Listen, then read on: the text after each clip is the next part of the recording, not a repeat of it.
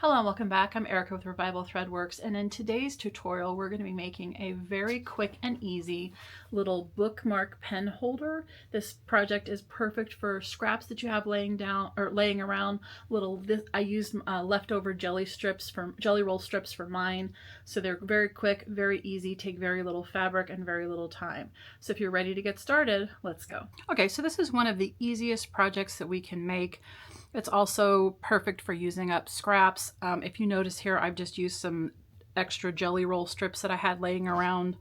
So that's what it's going to look like. Anyway, let's go ahead and talk about the size of the pieces that you're going to need. So I've got 2 pieces of jelly roll strip here. They are 7 inches by, of course, the 2.5 inches. And then this one here for the little pen holder is 9 inches by the 2.5 inches. So if you don't have a jelly roll scrap, again, 7 inches by 2.5 inches, 9 inches by 2.5 inches. You need 2 of these, 1 of these. Now we're going to go ahead and interface this just to make it a little bit more sturdy. So this right here is SF101 by Pellon. It's just a fusible little interfacing. It just looks like regular fabric, and then it's got the glue on one side. So you're going to need 2 pieces of 2 inch by 6.5 inch, and then 1 piece of 4 inches by 2 inches. And what we're going to do, the reason why they're a little bit smaller than the fabric is because we want to go ahead and leave a little bit excess over on the sides for our seam allowance, because it's just a little easier to sew and a little easier to turn out when you don't go all the way to the edges. And then we're going to need a piece of 1 inch elastic that's about 10.5 to 11 inches. Also, if you're making this for a specific book, you may want to kind of measure your book and just see. But I did mine at 10.5 inches so it can stretch, you know, and obviously 10.5 inches is still a pretty fair size to go all the way around the book cover. Anyway, you're going to want a pen just to kind of make sure that you're good to go. I did make another sample one that was 1/2 inch wider and 1 inch taller, and I decided to cut it down because I just thought it was way too big and just made the pen look kind of lost in a sea of fabric. So I did actually make it a little bit smaller than my initial one. But you're going to need some clips, and then you're going to need an iron and an ironing pad. So the very first thing that we're going to do is we are going to go ahead and just iron our interfacing on. So we'll just take our iron, take these pieces. Again, these are the 7 inch by 2.5 inch pieces. We're just going to take the glue side, which is the rough side. Take the glue side, which is the rough side, and we're just going to put it over our fabric just like this. Make sure you've got about 1/4 inch all the way around. And then we're going to press it on according to manufacturer directions, which I think for SF101 is just pretty much, you know, just kind of a straight little press here. Same thing on this one. I do like to flip them over and do another quick little press just so that they're good and adhered. And then the last one that we're going to do is the little fold over pocket, which again, glue side down. You definitely want to make sure that the glue side's not up, because trust me, if you get that on your iron, it's kind of a mess. Now I am pressing right up to the fold there. So with my jelly roll strip, I just cut this where it was already naturally folded, just because that's a really nice crease already there. So that's why I just have the fold. If you don't already have a fold, you are going to want to fold your fabric in half and then position that SF101 right up there. Okay, so let's go ahead and get the iron out of the way. Okay, so now that we've got the interfacing pressed onto all of our pieces, the next thing that we're going to do is we're going to do a little top stitch here. So I'm just going to take it over to my machine and do a little 1/8 inch top stitch right up here, right where that fold is, just so that it's nice and clean when we put this thing together. Now, I'm probably going to do like a yellow thread, like a pale yellow thread. You do want to pay attention to your top stitching threads just because you are going to be able to see them. So I wouldn't do a white here. I'm probably just, yeah, I think I'm just going to do a yellow. Okay, so now we're just going to put a top stitch right here on this little pocket. And if you've noticed, I did put a different foot in my Bernina. This is a number 10 edge stitch foot. It has this little guide right here. Hopefully you can see. I've just moved my needle over just a little bit to the left. And then you put your needle down, and then you keep your fabric right there up against that little guide, and I'll show you how nice and clean it makes that. It makes my top stitch pretty much perfect. So I absolutely love using this edge stitch foot. If you don't have one, or if you don't have a Bernina, most sewing machine companies make a foot like this. It's either a stitch in the ditch foot, edge stitch foot, whatever. But anyway, it's super duper useful. Okay, so now that I put the little top stitch on my little foldy pocket here, now it's time to assemble the little pencil pouch. So we're just going to take one of the pieces, it doesn't matter which one, whichever one you want to be on the top, and we're going to put it face up. We're going to take our little pocket and then tuck it right down here at the bottom, just like that. So just kind of position it to where all the sides are nice and even, and it's even with the bottom. Then we're going to take our elastic, and you can either use pins or you can use clips. We're going to go ahead and use clips. We're just going to position it about halfway in the center there, grab a clip to secure it, and then we're going to do the same thing on the bottom. I'm going to have it overhang just a tiny bit. Hopefully you can see that I kind of cut it a little bit crooked there, so I'm going to have it overhang just a touch, just so that we can make sure that it's even once it's actually sewn. Now this, you're probably going to want to get it pinned up out of the way. So we're just going to fold it over just like that, and then take a little pin, and we're just going to pin it just so that it doesn't get in the way. Ow! Ooh, whoa, never mind. That hurt. There we go. That's a little bit more like it. Anyway, the next thing that we're going to do is we're going to take the back piece and we're going to put it face down on top of this sandwich.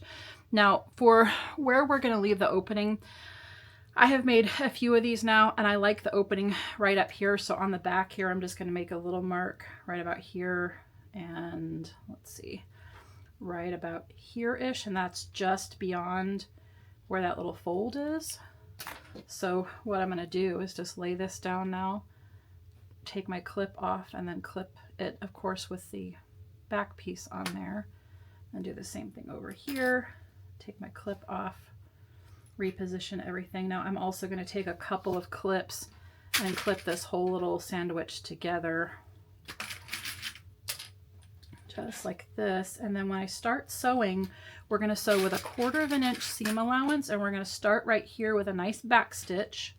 So we'll take a couple stitches, then back stitch it, then go all the way around, and then end up here, and we're going to back stitch right there as well. So I want to point out that where I have this mark is just beyond where that little pocket fold thing is.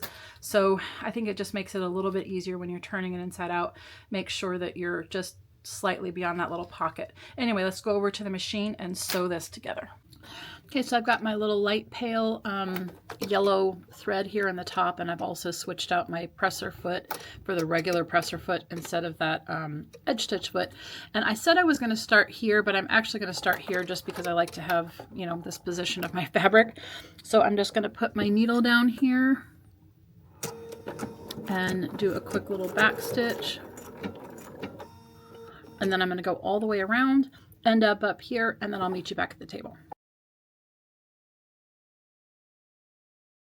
Okay, so this is what we are left with once we get it all sewn together. We have this little opening here that we left to be able to turn it inside out. And we're just going to take our scissors and clip all the corners. Just make sure that you don't clip the stitches that you just made. But we're just going to go ahead and clip those stitches.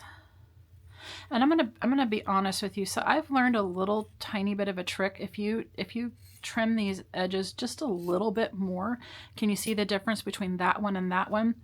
If you trim these just a tiny bit more, it makes it a little bit easier when you're trying to turn it. It makes it easier to get a cleaner corner when you're turning it inside out. So I'm just going to clip my corners just a little bit more. And now we're going to carefully turn this inside out. Now hopefully you noticed, like I said, that I did go ahead and take this down below the corner and I backstitch right there because I don't want the turn to be in the corner because I want my corner to be nice and crisp. So we're just going to take this and pull it inside out. And also, if you noticed, you may not have noticed, but I did go ahead and leave it in. When I was doing the stitching of this together, that pin that I put in there to hold my elastic, I didn't realize that the ball of it was over my seam. And I actually ran over it with my needle, and I ended up breaking my needle and having to change it. I left it in the filming, because I'm hoping that you catch it and that you, you know, don't do the same thing that I did, because every single time that I break a needle or anything goes wrong with my machine, I hold my breath and hope that I didn't ruin anything. So it kind of freaks me out, especially with an expensive machine like I have. And, you know, actually what I'm going to go ahead and do, I'm going to go get my point turner, because I did forget that I have a point turner, and I'm also going to turn on my iron. Okay, so this is a little point turner from Clover. You can use that to turn your points, and then you can also use this as a hair marker. I like to keep this around just because it's super handy. So we're just going to take that little point and make it turned out a little bit. Just gonna poke it as much as I can without poking through, because obviously we don't want to poke through our fabric. And then we're going to do that with all 4 of the corners. And then, like I said, hopefully you can see when I do this why I bring it down just a little bit, and that's just so I can make sure that my corner is still good in there. So this is what it looks like, and obviously we need to close that up. So what we're going to do is tuck that in nice and secure, exactly how it would be if we, you know, needed to go all the way through, or, you know, if we finished sewing it. Now what we're going to do is just press it.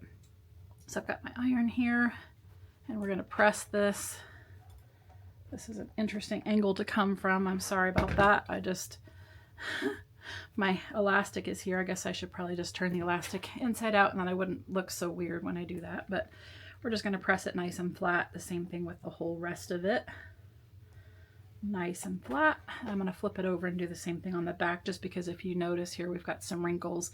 And then I'm also going to take my scissors and trim that little bit. That's just from the leftover end of the sewing there when it ties off. Just going to press that nice and flat. Okay, so now we are literally almost done. What we're going to do now is we're going to go over to the sewing machine, and we're going to go ahead and do 1/8 of an inch top stitch all the way around. I will show you how to maneuver through around this elastic, but once we put the top stitch on, we will be all done. Okay, I'm going to jump right back on here and show you something that I am not loving, and I'm going to see if I can fix it. So I'm going to fix it on camera. Hopefully we can fix it together. So if you notice here, as we go all the way up, this side is nice and smooth, and this side is bowed out a little bit. And that is just because of, you know, that's where the opening is. So what I'm going to do is I pressed it that way. So now I'm going to have to try to fix it. What I'm going to do is take my little awl here, and I'm just going to open that up and see if I can pull that fabric in just a little bit. Now it's going to be slightly challenging only because there's that SF101 in there, and I'm going to go ahead and take my iron and try to press that new little fold there, and then I'm going to flip it upside down and do the same thing. You see how there's the difference there, how that's nice and smooth and that one's kind of puffed out. So what I'm trying to do is just get those even, just so that I can make it look a little bit neater and cleaner. So hopefully this works. I don't see any reason why it wouldn't, but I did want to go ahead and film it, strictly because I'm probably not the only one that has done that or encountered that. And I just, you know, like I said, I would rather have it a little bit straighter and a little bit cleaner. There we go. That's a little bit better. I don't know that I'm 100% sure that I got it as much as I wanted to. I may go back and adjust it a little bit more. However, I did want to just show you how I'm gonna remedy that before I do my top stitch. Okay, so now I'm ready to do the top stitch on here. And if you notice, I have switched out again to my edge stitch split, move my needle over just a little bit. So I like to enclose that open side first. So I usually will start top stitching over here first. So a way to make this a little bit easier is to have the elastic on top. So just flip it through. Like if you're top stitching here, you want to have your elastic up top, just because it helps it get out of the way a little bit better. So I'm just going to start down here and top stitch all the way around. Now once I get to the end where that elastic is, I'm going to show you how I'm going to maneuver through it. It's not hard. It's just you have to do a little bit of finagling to get the elastic up and out of the way. And I'm just going to hold my finger there just to make sure that I've got my little edges taken care of as much as I can get them. Okay, so now we're here at the edge, so I'm just going to, you know, turn it around, and then I'm just going to use my fingers to keep the elastic out of the way. So hopefully you can see I've got it gripped like this, and I'm just going to pull it down and then use my other fingers to make sure that the fabric is in the right position. So again, hopefully you can see I've got my fingers just keeping that elastic out of the way. And now I'm just going to keep going all the way around until I'm done.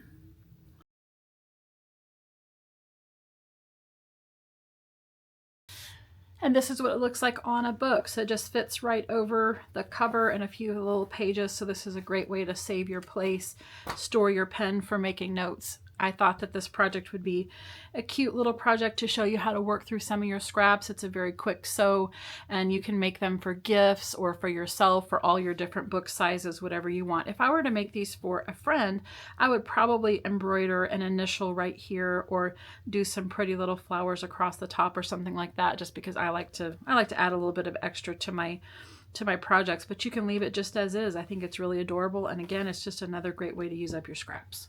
Thank you so much for joining me today while we made this cute little scrap buster bookcase pen holder. I think these are going to be super handy. I know that for me, I don't really use a whole lot of paper books anymore. I have a Kindle that I use quite a bit, but this will be perfect for like Bible studies or just different little things that you have if you still use paper books.